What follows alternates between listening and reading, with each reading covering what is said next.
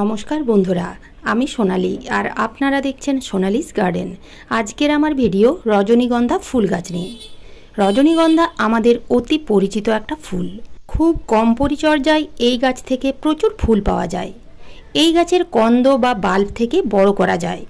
দু একটা কন্দ যদি মাটিতে পুঁতে দেন তাহলে ঠিক সিজনের সময়ে গাছে ফুল চলে আসবে। কিন্তু বিনা পরিচর্যায় ফুলের গঠন বা সাইজ ঠিকমতো হয় না। তাই আমরা যদি রজনীগন্ধা ফুল গাছের জন্য একটু পরিচর্যা এবং একটু খাবার প্রয়োগ করতে পারি তাহলে রজনীগন্ধা ফুল গাছ থেকে খুব ভালো রকমের ফুল পাওয়া যাবে। তো কী সেই পরিচর্যা এবং কী সেই খাবার, যে পরিচর্যা বা খাবার প্রয়োগ করলে আমরা আমাদের এই রজনীগন্ধা গাছগুলো থেকে সামনের সিজনে ভালো রকমের ফুল পেতে পারবো। তাহলে চলুন ভিডিওটা দেরি না করে শুরু করা যাক। বন্ধুরা, যদি আপনারা জানুয়ারি বা ফেব্রুয়ারি মাসের প্রথম দিকে রজনীগন্ধা গাছের বাল্ব না লাগিয়েছেন তাহলে এই সময় আপনারা নার্সারি থেকে রজনীগন্ধার এইরকম গাছ কিনে এনে টবের মধ্যে প্রতিস্থাপন করতে পারেন। কেননা জুলাই মাসের প্রথম দিকে রজনীগন্ধা গাছ লাগানোর সেরা সময়। এখন যদি আপনারা এই গাছ লাগাতে পারেন তাহলে আগস্ট মাস থেকে নভেম্বর মাস পর্যন্ত রজনীগন্ধা গাছ থেকে খুব ভালো রকমের ফুল পাওয়া যাবে। আপনারা সকলেই জানেন এই ফুলের গন্ধ কতটা সুন্দর, পুরো বাগানবাড়ি সুন্দর গন্ধে ভরিয়ে রাখে।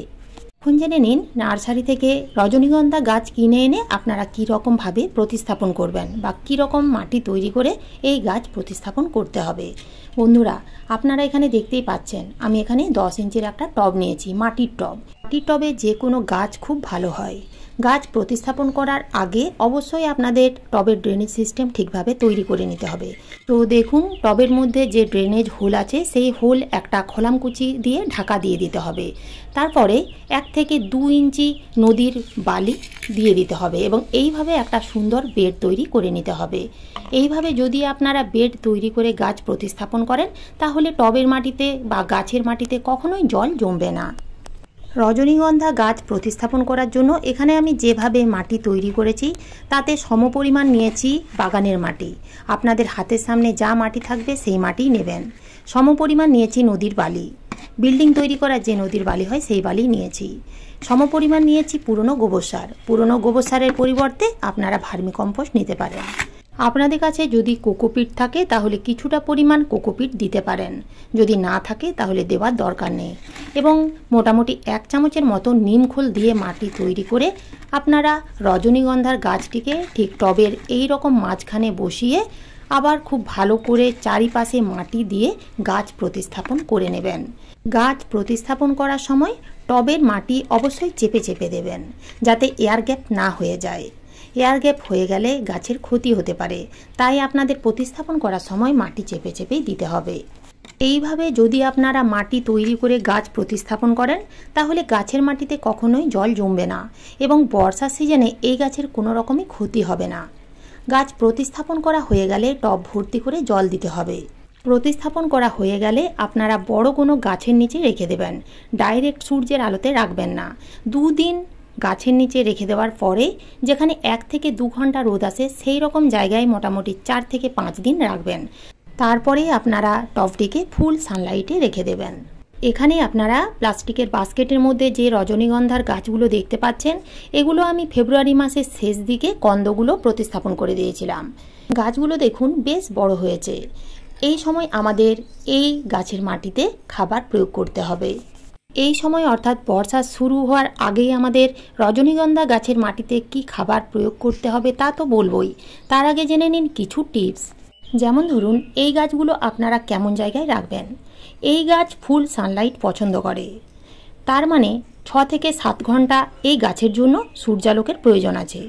কিন্তু গ্রীষ্মকালে প্রখর রৌদ্রে খোলা আকাশের নিচে কিংবা খোলা ছাদে এই গাছগুলো রাখবেন না। তা না হলে গাছের পাতাগুলো এতটা সুন্দর এবং সবুজ থাকবে না। পাতাগুলো পুড়ে পুরো বাদামি বর্ণের হয়ে যাবে এবং প্রখর রৌদ্রে গাছ নষ্টও হয়ে যাবে। বর্ষাকালে আপনাদের এই গাছগুলোকে ফুল সানলাইটে রাখতে হবে।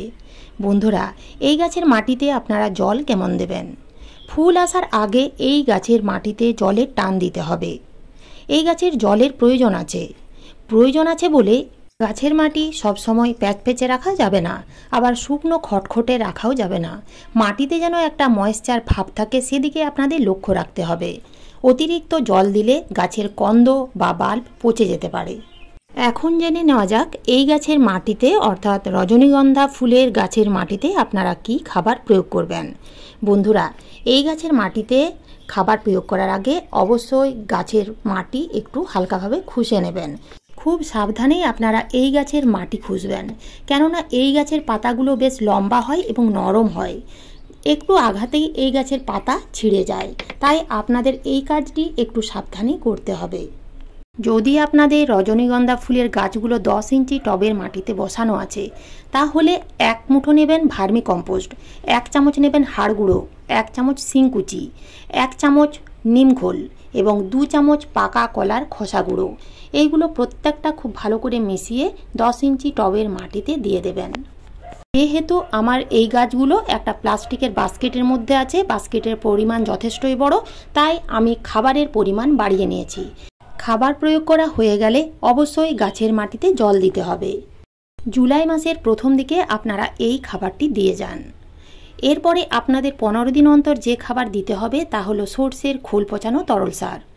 15 দিন অন্তর আপনারা মাসে 2 বার সর্ষের খোল পচানো তরল সার দিয়ে যাবেন। যখন দেখবেন গাছে ফুল আসার সময় হয়ে গেছে, তখন আপনাদের পটাশিয়াম সমৃদ্ধ খাবার দিয়ে যেতে হবে। তখন আপনারা কলার খোসা ভেজানো তরল সার দিতে পারেন, কারণ কলার খোসার মধ্যে প্রচুর পরিমাণের পটাশিয়াম থাকে। সেই সময় আপনাদের পটাশিয়ামের যোগান দিতেই হবে। এছাড়া পাকা কলার খোসা গুঁড়ো করে আপনারা টবের মাটিতে 2 থেকে 3 চামচ করে 15 দিন অন্তর দিয়ে যেতে পারেন। অনেক বন্ধুই আছেন যারা রাসায়নিক সার পছন্দ করেন। যদি আপনারা রাসায়নিক সার দিতে চান, তাহলে ব্যালেন্স এনপিকে 20-20-20 কিংবা 19-19-19 সমরসীয় যে এনপিকে, সেগুলো আপনারা 1 চা চামচ 10 ইঞ্চি টবের মাটিতে 15 দিন অন্তর অর্থাৎ 2 বার আগস্ট মাসের প্রথম দিক পর্যন্ত এই খাবার দিয়ে যাবেন। যখন দেখবেন গাছে ফুল আসার সময় হয়ে গেছে, তখন আপনাদের পটাশিয়ামযুক্ত খাবার দিতে হবে, কারণ সেই সময় পটাশিয়াম খাবারের প্রয়োজন পড়ে অধিক পরিমাণে ফুল আনার জন্য। তখন আর ব্যালেন্স এনপিকে 20-20-20 কিংবা 19-19-19 দেওয়ার প্রয়োজন হবে না।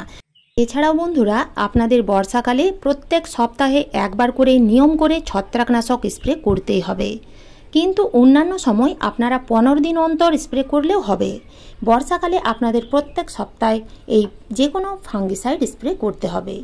এছাড়াও এই গাছে পোকামাকড়ের আক্রমণ হয়, তাই আপনাদের 10 দিন অন্তর কীটনাশক স্প্রে করতে হবে। কীটনাশক হিসেবে আপনারা নিম তেল স্প্রে করতে পারেন, এতেও ভালো কাজ দেবে। তো এইভাবে আপনারা বর্ষা শুরু হওয়ার আগে রজনীগন্ধা গাছের পরিচর্যা করুন এবং খাবার প্রয়োগ করুন, দেখবেন গাছে প্রচুর পরিমাণে ফুল পাবেন। তো এই ছিল আজকের আমার এই ভিডিওটি ভালো লাগলে একটা লাইক অবশ্যই দেবেন, কমেন্ট করতে ভুলবেন না। নতুন বন্ধুরা আমার চ্যানেলটিকে সাবস্ক্রাইব করে পাশে থাকার অনুরোধ রইল। ধন্যবাদ।